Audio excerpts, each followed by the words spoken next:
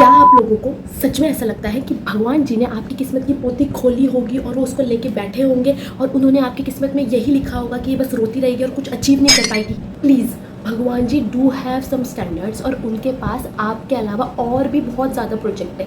आप उनके कोई इकलौते प्रोजेक्ट नहीं है जो वो हमेशा आपकी ही किस्मत में बुरा लिखते रहे। पागल हो क्या? नमस्कार, कैसे हैं आप सब? आई होप सब बढ़िया चल रहा हो और कहीं भी कुछ गड़बड़ी हो तो समय के साथ वो सही हो जाए। It's me Arushi. Point number 1, let us practically understand the theory of Karma और पाप और किस्मत। एक बात बताओ, क्या ही कांड किए हैं आपने? अपनी मम्मी के पर्स से 10 रुपये चुराए हैं, झूठ बोलकर अपने दोस्तों के साथ गए हो, ऐसे टुच्चे मुच्चे कांड किए हैं आपने और आपको लगता है इस कांड की वजह से आपकी किस्मत खराब होगी और नर्क में आपके पकौड़े तले जाएंगे। कम ऑन, इस दुनिया में इतने वाहियात क्रिमिनल बैठे हैं, पहले भगवान जी उनका हिसाब किताब करेंगे ना।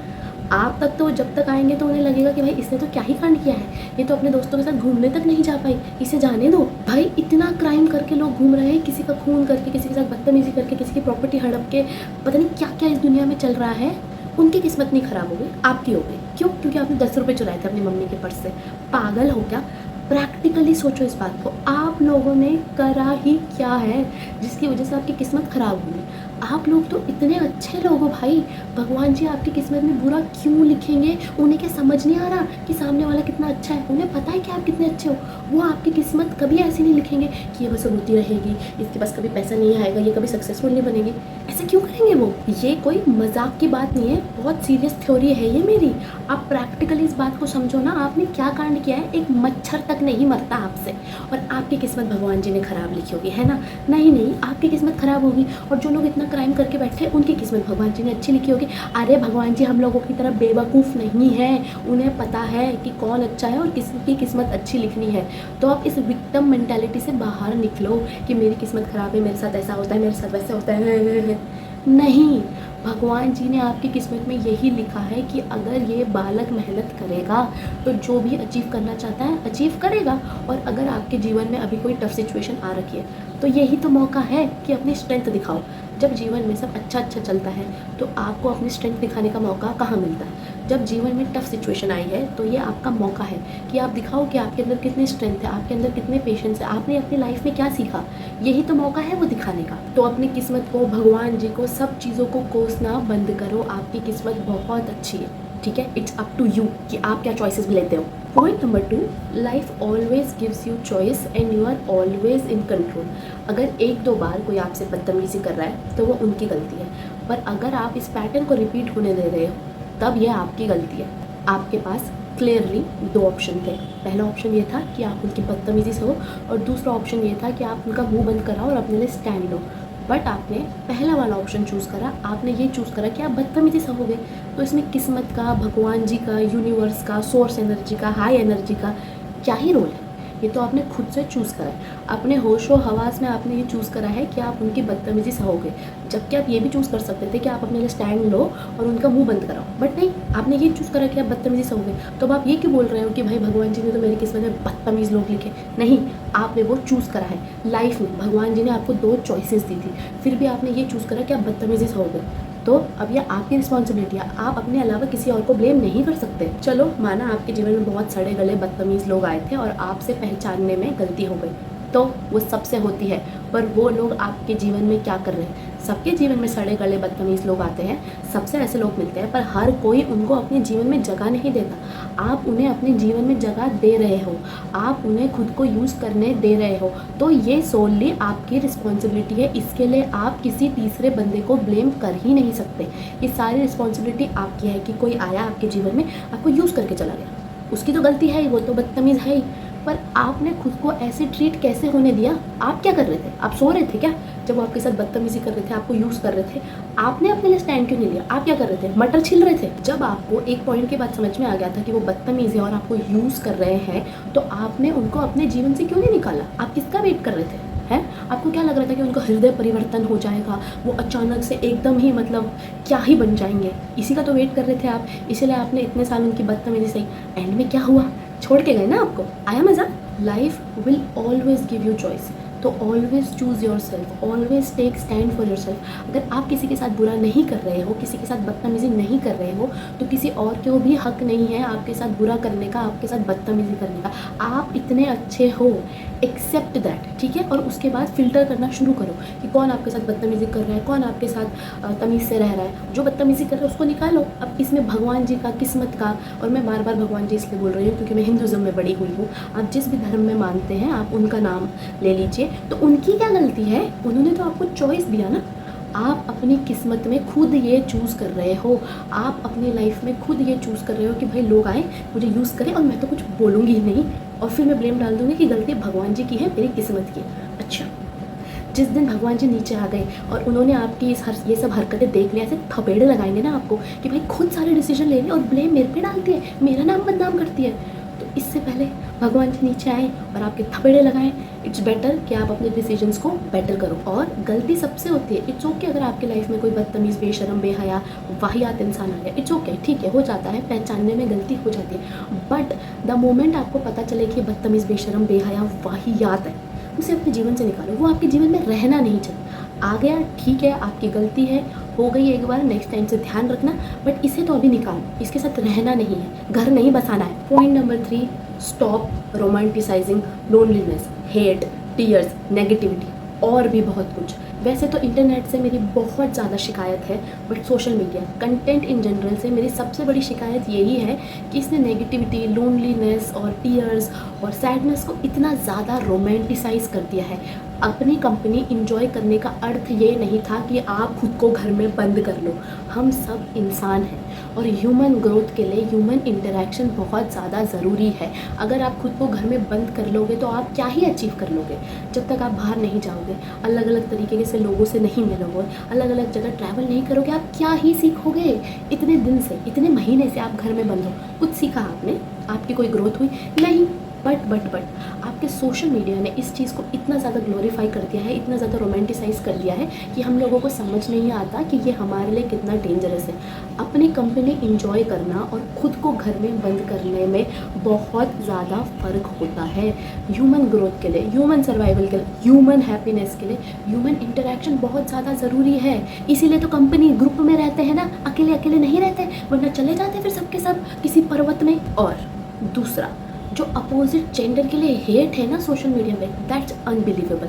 अगर आप एक लड़के हो तो आपको लगेगा कि सारी लड़कियां बदतमीज़, वाहियात और चरित्रहीन हैं। और अगर आप एक लड़की हो तो अगर आप सोशल मीडिया देखोगे तो आपको लगेगा सारे लड़के वाहियात, बदतमीज़ और चरित्रहीन हैं, जबकि ये रियलिटी नहीं है। जब रियलिटी में आप लड़कियों से इंटरेक्ट करोगे, लड़कों से इंटरेक्ट करोगे, तो आपको लगेगा कि भाई अच्छे लोग भी इस दुनिया में हैं, तभी तो दुनिया चल रही है। अगर हर कोई बदतमीज़, वाहियात और चरित्रहीन होता तो दुनिया चल ही नहीं रही होती, है ना। तो अगर आप सोशल मीडिया पे देखोगे तो आप देखोगे कि लड़कियां पॉडकास्ट कर रही है और लड़के की बुराई कर रही है, लड़के पॉडकास्ट कर रहे हैं और लड़कियों की बुराई कर रहे हैं, और सब यही हेट फैला रहे हैं। क्यों? और हम सब इस बात को रियल मान लेते हैं, इस बात को सत्य मान लेते हैं। क्यों? क्योंकि हम अपने घर से निकलते नहीं, हम रियल ह्यूमन से इंटरेक्ट करते नहीं, हमने तो खुद को घर में बंद कर रखा है। जब हम घर से निकलेंगे और ह्यूमंस के साथ इंटरेक्ट करेंगे तभी तो हमें पता चलेगा कि इस दुनिया में कितने अच्छे लोग हैं। Same goes for beauty standard. Social media देख देख के हमारा दिमाग इतना ज़्यादा ख़राब हो गया कि हमें लगता है सबकी आईब्रो इतनी चढ़ी हुई है, सबकी जॉ लाइन इतनी शार्प है कि मतलब एकदम ही टमाटर, भिंडी, आलू, टिंडे चिंडे सब कुछ ही कट जाएगा उससे। ऐसा तो कुछ नहीं है। हमें लगता है कि सच में ऐसी स्किन्स होती है जिसमें डार्क सर्कल्स नहीं है, ओपन पोर्स नहीं है, रिंकल्स नहीं है, एक्ने मार्क्स नहीं है, एक्ने नहीं है, या जो भी है, हमें सच में ऐसा लगता है कि फ़िल्टर वाली जो स्किन है या फ़िल्टर वाली जो बॉडी है सच में रियल है। हमारा इतना दिमाग ख़राब हो गया। बट जैसे ही द मोमेंट आप अपनी सीट से उठोगे, तैयार होंगे, अपने घर की कुंडी खोलोगे, फिर नीचे जाओगे और लोगों से मिलोगे, असली लोगों से, तो आपको रियलाइज़ होगा ह्यूमंस की तरह ही दिखते हैं और हर किसी के अंदर इम्परफेक्शन है। और वो इम्परफेक्शन भी नहीं है, वो इम्परफेक्शन हमने बना दिए हैं क्योंकि सोशल मीडिया देख के हमारा दिमाग ख़राब हो गया है। इंसानों के जैसे ही दिखते हैं। तो जैसे ही आप बाहर इंटरेक्ट करने लगोगे, बाहर जाने लगोगे, असली, है ना, इन पर्सन ह्यूमन से मिलोगे, तो आपको लगेगा कि जो मैं ब्यूटी स्टैंडर्ड बना के इनसिक्योर फील हो रही थी वो तो फेक है। क्योंकि आप किसी लड़की से मिलोगे, आप किसी लड़के से मिलोगे तो आपको लगेगा कि भाई मेकअप तो मेकअप के ही जैसे दिखता है, एक आधा एक्ने पोर्स तो होते ही हैं, एक आधा एक्ने मार्क्स तो होता ही है। एक्ने पोर्स क्या होता है? ओपन पोर्स तो होते ही हैं, है ना, थोड़े बहुत रिंकल्स, डार्क सर्कल्स, है ना, किसी की भी बॉडी परफेक्ट नहीं होती है। तो आपकी अपनी इनसिक्योरिटी भी कम हो जाएगी और आपको रियलिटी पता चलेगी। आपको रियलाइज़ होगा कि इस दुनिया में हर कोई सुंदर है और हर कोई सुंदर नहीं भी है। सब कुछ न्यूट्रल है, सब कुछ न्यूट्रल है इस दुनिया में। आपका पर्सपेक्टिव, आपके इमोशंस, आपका पॉइंट ऑफ व्यू किसी को सुंदर और कम सुंदर बनाता है। तो इट्स जस्ट कि हम सब सुंदर हैं और हम सुंदर नहीं भी हैं, क्योंकि सब चीज़ें न्यूट्रल है। और तीसरा, मेरा पर्सनल हेट जिस चीज़ के लिए है, तड़प तड़प के इस दिल से आह निकलती रही। एक ब्रेकअप हुआ ना आपका, एक फ्रेंडशिप टूटी ना आपकी, इसके चक्कर में आपने खुद को घर में बंद कर लिया और अपनी ज़िंदगी बर्बाद कर दी। मुझे पता है कि जब ब्रेकअप होता है या जब कोई फ्रेंडशिप ब्रेकअप भी होता है, कितनी दर्द होता है, कितना तकलीफ़ होती है, कितनी दुख होता है, कितना पीड़ा होता है। क्यों? क्योंकि आप तो ऑनेस्ट थे, आपने ऑनेस्टली अपने इमोशंस को, अपने एफर्ट्स को इन्वेस्ट किया, फिर भी सामने वाला आपको धोखा दे के गया। ठीक है, हो गया। बट एक इस इंसिडेंट की वजह से आप अपना सारा जीवन बर्बाद कर दोगे, घर बैठ के रोते रहो, कुछ नहीं करो। Does it make sense? नहीं, वो एक इंसिडेंट था आपके जीवन का, आपका सारा जीवन नहीं था। जो हुआ हो गया, उसे पीछे छोड़ दो, खुद को हील करो, मूव ऑन करो और अपने जीवन में आगे बढ़ो। आप हर खुशी को डिज़र्व करते हो।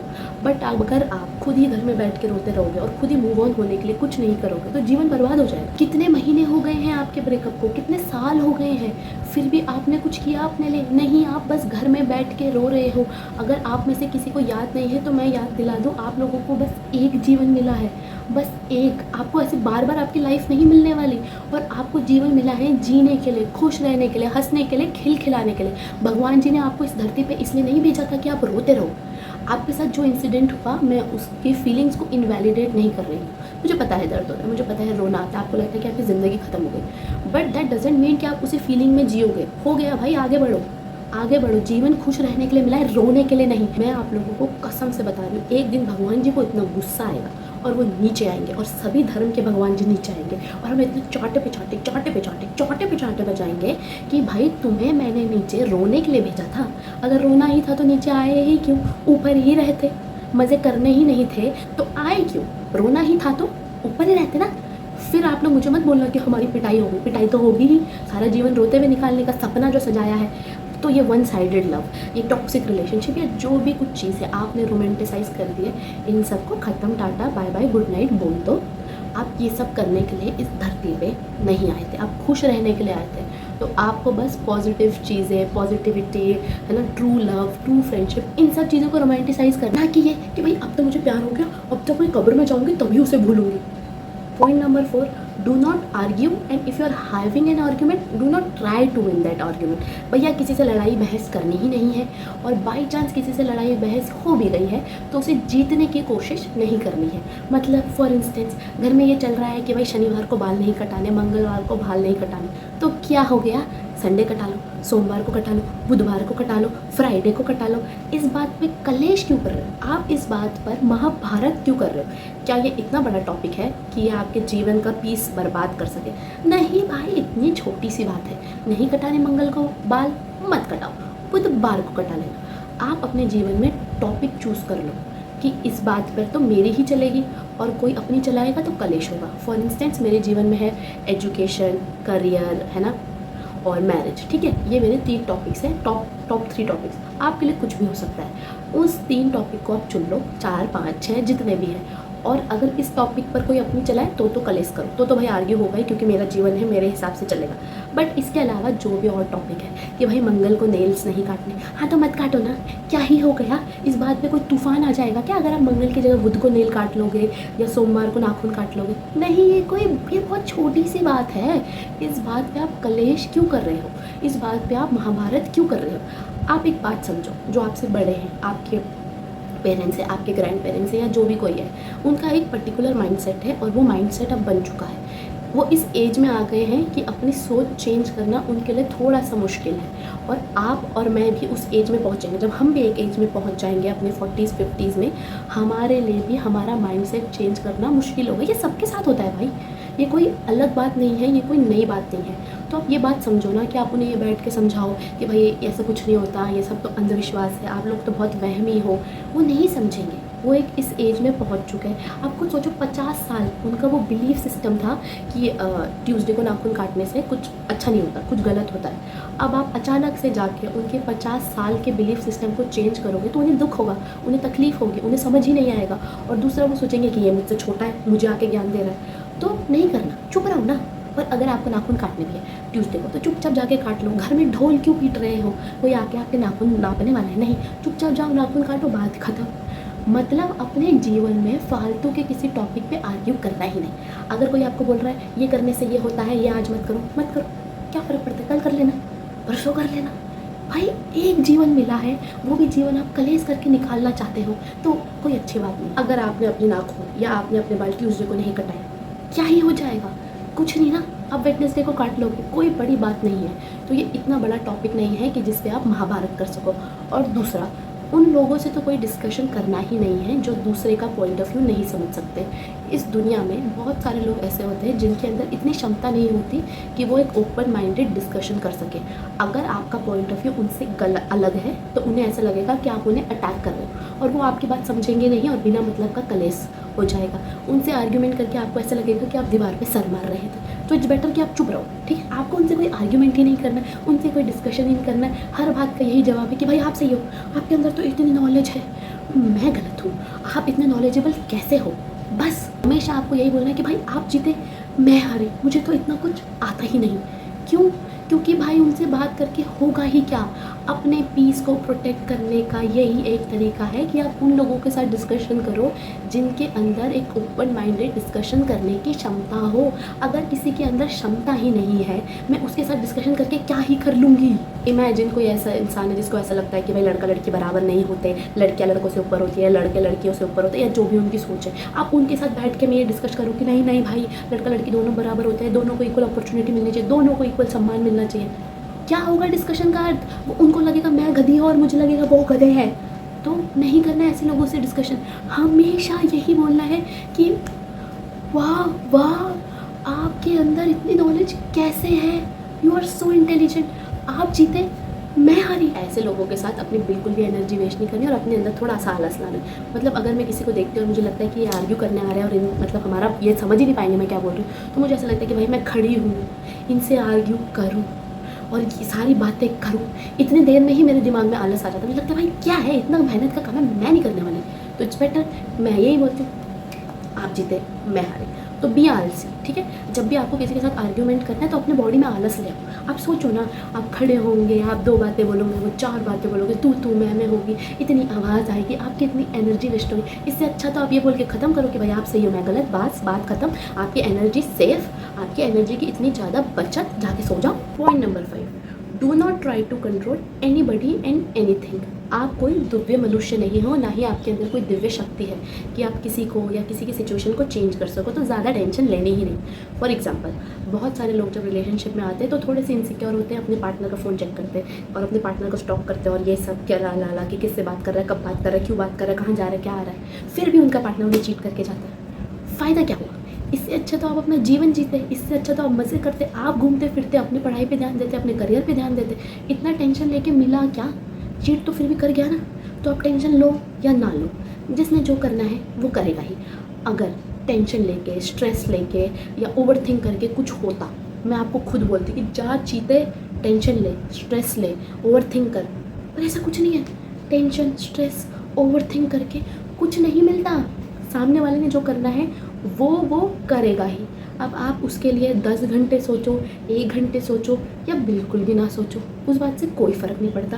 तो फ़ायदा तो इसी में है ना कि आप अपना जीवन जियो, सामने वाले को जो करना है करने दो, उसकी हरकतों को ऑब्जर्व करो। अगर वो बदतमीज़ी कर रहा है तो उसे अपने जीवन से निकालो, और अगर वो तमीज़ से रह रहा है तो उसके साथ आप भी तमीज़ से रहो। जो आपके लिए जितना कर रहा है आप भी उसके लिए उतना करो, जो आपको जैसे ट्रीट कर रहा है आप भी उसे ट्रीट करो। आप बस अपनी लाइफ कंट्रोल कर सकते हो, अपने एक्शंस को कंट्रोल कर सकते हो। सामने वाले को आप कंट्रोल नहीं कर सकते, आपके अंदर इतनी क्षमता थोड़ी है।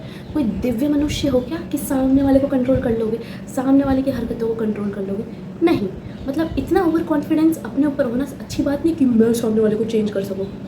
अगर आप आज से अपना सारा जीवन बैठ के भी यही सोचते रहोगे ना कि वो क्या बोलेंगे, वो क्या करेंगे, वो किससे मिलेंगे, फिर भी आप उनको चेंज नहीं कर सकते, फिर भी आप उनके एक्शंस को चेंज नहीं कर सकते। तो इससे अच्छा तो यही है ना कि आप मज़े करो, आप घूमो फिरो, ऐश करो, अपनी लाइफ अपने हिसाब से जियो।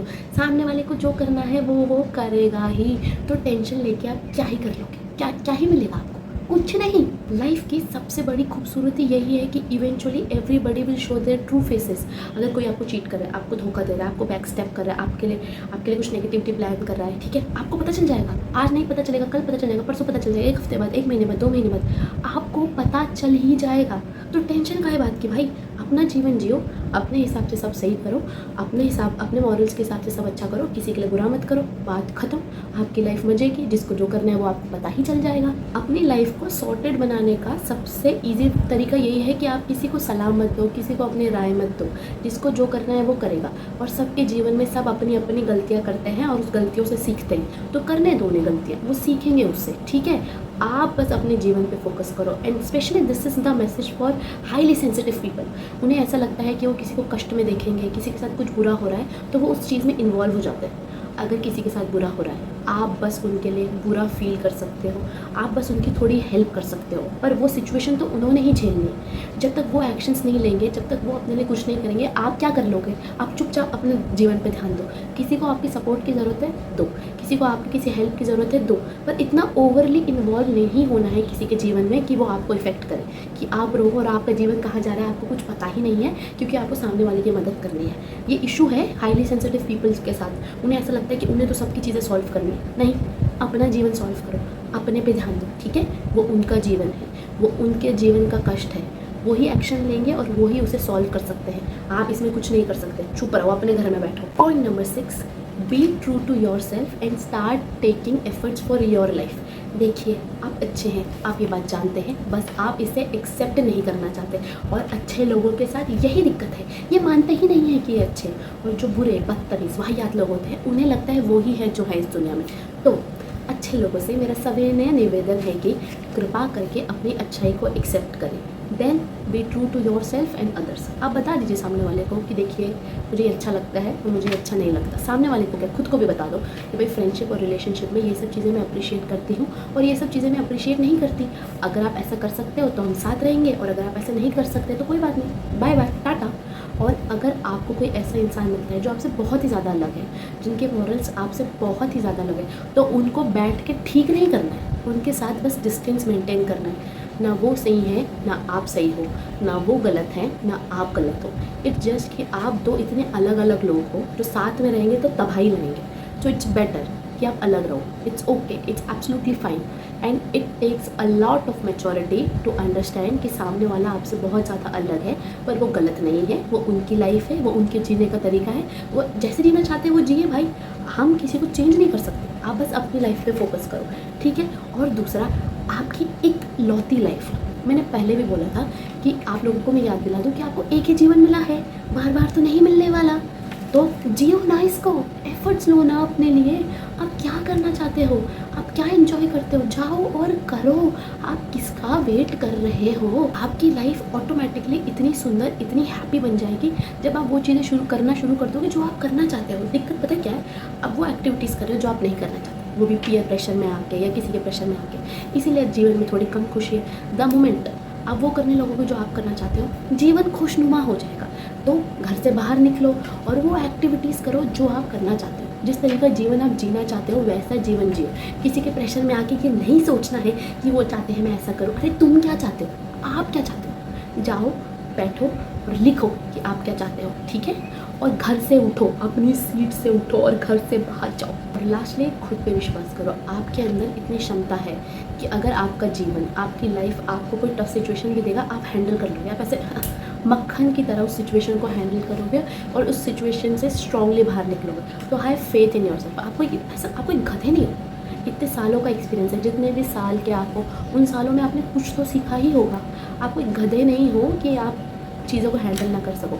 आपके अंदर बहुत ज़्यादा क्षमता है। एक्सेप्ट दैट क्षमता, आइडेंटिफाई दैट क्षमता and live a happy life. इसी के साथ हम इस वीडियो के समापन समारोह की तरफ पहुंच चुके हैं। अपना और अपने लव्ड वंस का ध्यान रखिए और वीडियो को लाइक, शेयर और सब्सक्राइब कीजिए। टाटा।